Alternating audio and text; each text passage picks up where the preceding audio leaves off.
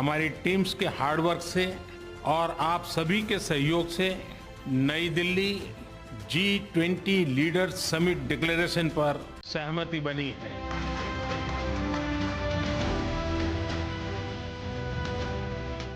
मेरा प्रस्ताव है कि इस लीडर्स डिक्लेरेशन को भी एडॉप्ट किया जाए। मैं इस डिक्लेरेशन को एडॉप्ट करने की घोषणा करता हूं।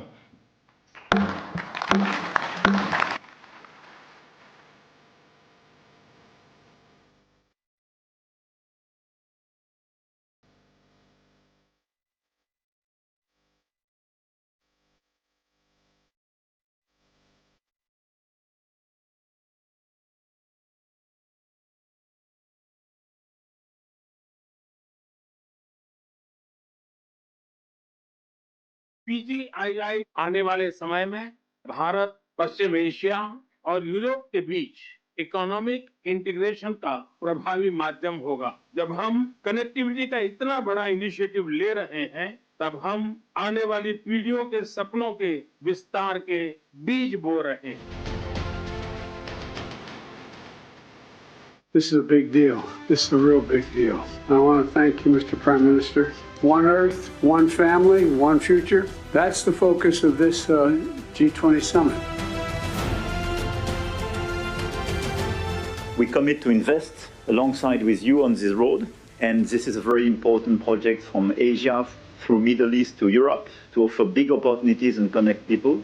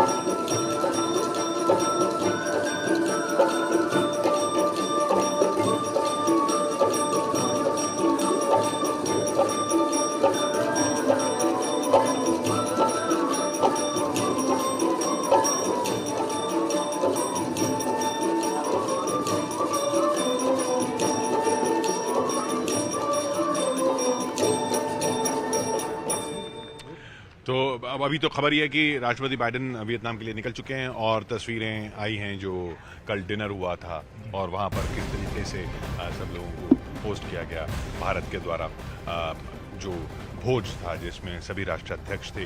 एक बहुत ही सफल शिखर सम्मेलन डिक्लेरेशन, उसके बाद ये जिस तरीके से लोगों ने ये one world one earth one family one future की बात की है।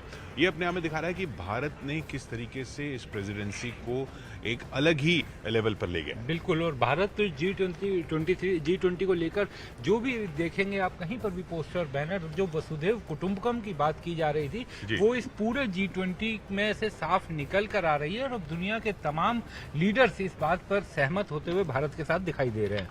राष्ट्रपति बाइडेन वियतनाम के लिए निकल चुके हैं।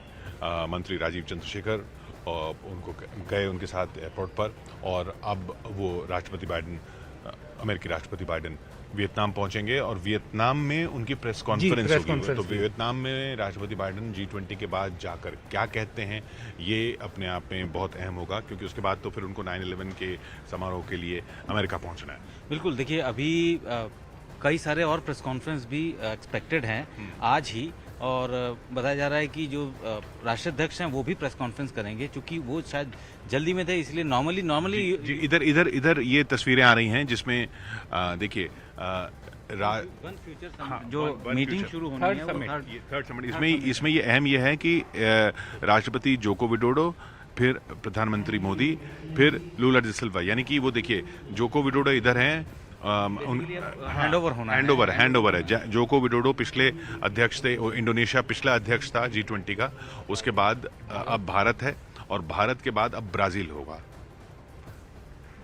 तो ये तीसरे सत्र की वन फ्यूचर की लाइव तस्वीरें हैं, जिसमें आप इसमें देखिए प्रधानमंत्री मोदी के दाईं तरफ यानी आपकी स्क्रीन में बाईं तरफ जोको विडोडो बैठे हैं, और प्रधानमंत्री मोदी के बाईं तरफ यानी हमारी स्क्रीन पर दाईं तरफ लूला सिल्वा है।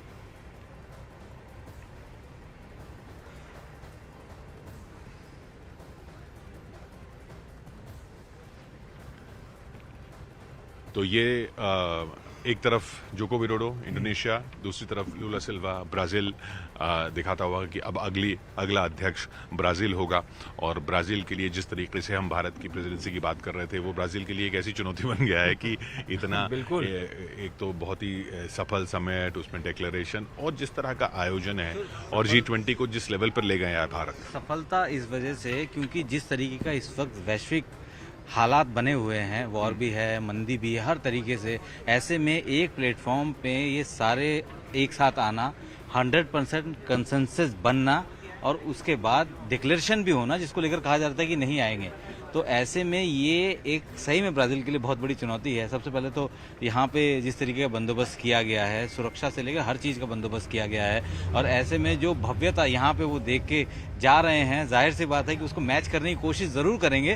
अब देखना होगा कि क्या वाकई मैच कर पाते नहीं कर पाते, लेकिन ये सफल समारोह जो कि अभी तक हुआ है, ये ज़रूर काफ़ी लंबे समय तक याद रहने भी वाला है, क्योंकि और इसने G20 को ये कहना शायद अब गलत नहीं होगा, G20 को एस्टैब्लिश एक अंतर्राष्ट्रीय मंच के तौर पर, या अंतर्राष्ट्रीय जो एक फोरम जो पिछली सदी में यूएन था और उसके बाद फिर यूएन क्यों उस तरह का फोरम नहीं बन पाया, उसकी कई वजह रही। वो जो कोल्ड वॉर थी, कम्युनिस्ट ब्लॉक और पश्चिम की, उसके बीच में यूएन का अहम रोल था। अब जो जिस तरह का विश्व है, जैसा वैश्विक परिदृश्य है, उसमें इन 20 देशों का, जिसमें क्योंकि ग्लोबल साउथ भी है, वो विकासशील देश जो अगुवाई कर रहे हैं कम विकसित देशों की, वो विकासशील देश जैसे भारत, ब्राज़ील, दक्षिण अफ्रीका, इंडोनेशिया, ये वो विकासशील देश हैं जो कम विकसित जो देश हैं उनकी अगुवाई कर रहे हैं। और दूसरी तरफ विकसित देश हैं जो जिनको इन कम विकसित देशों का न सिर्फ बाजार की ज़रूरत है, बल्कि इनसे कई तरह के और भी ताल्लुकात रखने हैं। तो ये और इसी में रूस भी है, चीन भी है, अमेरिका भी है। बिल्कुल, देखिए अगर हम लोग नॉर्मल स्थिति की बात करें तो पहले क्या होता था, पहले आउटसोर्स बहुत ज़्यादा होते थे, जिसकी वजह से जो छोटे देश हैं या मध्यम देश हैं उनको रोज़गार मिलता था, वो किसी भी तरीके से वो आश्रित होते थे बड़े विकसित देशों के ऊपर। अब क्या हो रहा है, तकनीक की क्रांति के बाद हर वो छोटा देश, उसको पता है कि मेरी कैपेबिलिटी क्या है, उस कैपेबिलिटी को एक पावर के तौर पर यूज़ करके अब उन बड़े विकसित देशों के साथ अब जो है वो कम्युनिकेट कर रहे हैं कि अब हम लोग आपके लिए काम नहीं करेंगे, हम अपने लिए काम कर रहे हैं, अगर आपको ज़रूरत है तो आप। एक तरह से देखिए ना, जीडीपी की, अगर दुनिया की जीडीपी की बात करें तो 85% यहाँ है इन 20 देशों में, 85% दुनिया की जीडीपी इन 20 देशों में है।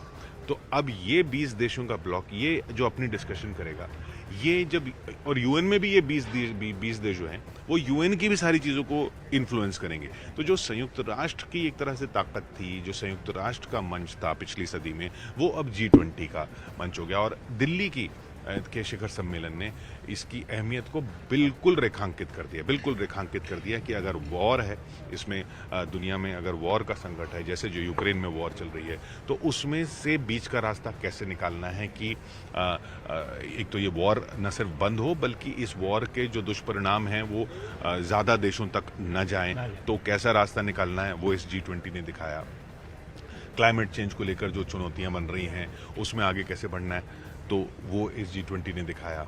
अगर कम विकसित देशों को फंडिंग करनी है, उसमें IMF और वर्ल्ड बैंक को कैसे सुदृढ़ करना है ताकि चाइना की तरह चाइना जैसा देश दूसरे देशों का फ़ायदा ना उठाए, वो इसने दिखाया। और अब ये रूट भारत, मतलब अगर चाइना जो अपना रूट बना रहा था तो सिर्फ एक देश का रूट हो जाता, अब ये इधर अमेरिका का और भारत का ये दूसरा रूट, जिसमें यूरोप से लेके यूरोप तक, पश्चिम एशिया से होते हुए रूट की बात हो रही है, जिसमें जो भी जितने अड़चन वाले देश थे, जो पाकिस्तान अफगानिस्तान वाला इलाका, उसको बाईपास करते हुए समुद्र के रास्ते यूरोप जाके और उसको भारत को यूरोप से जोड़ने वाला नया स्पाइस रूट जो है, ये बहुत बड़ी उपलब्धि। अगर इतनी बड़ी उपलब्धियां हो रही हैं G20 में, तो G20 कितना अहम हो गया है ये समझिए।